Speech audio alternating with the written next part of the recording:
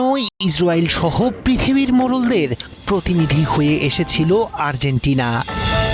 শুধু একটি football match ছিল না, মাঠের ১২০ মিনিটের লড়াইয়ের পাশাপাশি পুরো টুর্নামেন্ট জুড়ে রেফারিং বিতর্ক, ফিফার নিরপেক্ষতা নিয়ে প্রশ্ন, মিশরের আনুষ্ঠানিক অভিযোগ, ভিআর নিয়ে সমালোচনা এবং ফাইনালের আগ মুহূর্তে ইসরায়েল আর্জেন্টিনার রাজনৈতিক সমর্থনের বার্তা। সব মিলিয়ে বিশ্বকাপ পরিণত হয়েছিল ক্রীড়া বিতর্ক ও ভূরাজনীতির এক অনন্য মঞ্চে। শেষ পর্যন্ত সব আলোচনার কেন্দ্রবিন্দুতে থেকেও শিরোপা ছিনিয়ে নেয় স্পেন, আর হতাশায় শেষ হয় ইসরায়েলের মিত্র আর্জেন্টিনার বিশ্বকাপ অভিযান। ফিফা বিশ্বকাপের ফাইনালে বর্তমান চ্যাম্পিয়ন আর্জেন্টিনাকে হারিয়ে নতুন বিশ্ব চ্যাম্পিয়নের মুকুট পড়েছে স্পেন। অতিরিক্ত সময় পর্যন্ত গড়ানো রুদ্ধশ্বাস লড়াইয়ে ১-০ গোলের জয়ে শিরোপা নিশ্চিত করে লা রোহা।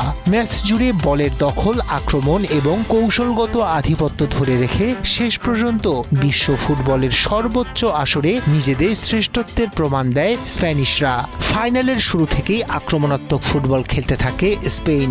সুশৃঙ্খল মিডফিল্ড, দ্রুত পাসিং এবং শক্তিশালী রক্ষণভাগের কারণে পুরো ম্যাচেই চাপে ছিল টিম আর্জেন্টিনা।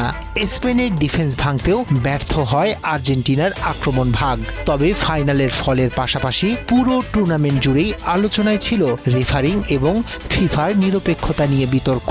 ফাইনালেও স্পেনের নিকো উইলিয়ামসের একটি গোল বাতিলের সিদ্ধান্ত নিয়ে নতুন করে প্রশ্ন ওঠে। সামাজিক যোগাযোগ মাধ্যম থেকে শুরু করে বিভিন্ন ফুটবল বিশ্লেষক অনেকেই ওই সিদ্ধান্ত নিয়ে প্রকাশ করেন ভিন্ন মত। এর আগেও নকআউট পর্বে আর্জেন্টিনার ম্যাচগুলো ঘিরে তৈরি হয় একাধিক বিতর্ক। শেষ ১৬ ম্যাচে আর্জেন্টিনার কাছে হারের পর মিশর আনুষ্ঠানিকভাবে অভিযোগ করে। ম্যাচ পরিচালনাকারী রেফারিদের টুর্নামেন্ট থেকে বাদ দেওয়ার দাবিও তোলে তারা। মিশরের অভিযোগ ছিল ম্যাচে আর্জেন্টিনার পক্ষে পক্ষপাতমূলক সিদ্ধান্ত নেওয়া হয়েছে এবং লিওনেল মেসিকে দেয়া হয়েছে বিশেষ সুবিধা। ম্যাচ শেষে মিশরের কোচ হোমাস হাসান অভিযোগ করেন তার দল অবিচারের শিকার হয়েছে। এমনকি তিনি দাবি করেন হয়তো বিশ্ব চ্যাম্পিয়ন দলকে টুর্নামেন্টে টিকিয়ে রাখতেই এমন সিদ্ধান্ত নেওয়া হয়েছে। কোয়ার্টার ফাইনালে সুইজারল্যান্ডের বিপক্ষে ভিআরের সহায়তায় প্রতিপক্ষকে ১০ জনের দলে পরিণত করা এবং সেমিফাইনালে ইংল্যান্ডের বিপক্ষে কয়েকটি গুরুত্বপূর্ণ সিদ্ধান্ত আর্জেন্টিনার অনুকূলে গেছে বলে সমালোচনা করেন ফুটবল প্রেমী ভক্ত, সমর্থক ও বিশ্লেষকরা। যদিও এসব অভিযোগের বিষয়ে আনুষ্ঠানিকভাবে কোনো অনিয়ম স্বীকার করেনি ফিফা। বিশ্বকাপের ফাইনালের আগে আলোচনায় আসে আরেকটি ভিন্ন প্রসঙ্গ। খেলার আগের দিন আর্জেন্টিনার প্রেসিডেন্ট হাভিয়ের মিলেইকে শুভেচ্ছা বার্তা পাঠান ইসরায়েলের প্রধানমন্ত্রী বেনিয়ামিন নেতানিয়াহু। বার্তায় তিনি আর্জেন্টিনা দলের জন্য শুভকামনা জানান এবং মিলেইকে নিজের ঘনিষ্ঠ বন্ধু হিসেবে উল্লেখ করেন।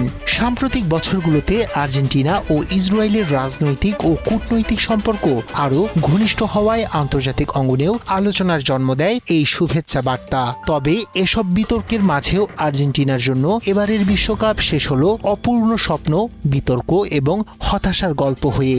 আর দারুণ ছন্দ, সংগঠিত ফুটবল এবং কার্যকর কৌশলে আর্জেন্টিনাকে হারিয়ে বিশ্ব ফুটবলের সিংহাসনে বসেছে লা রোহা। রায়হান কবির, শুভ্র, ৭১।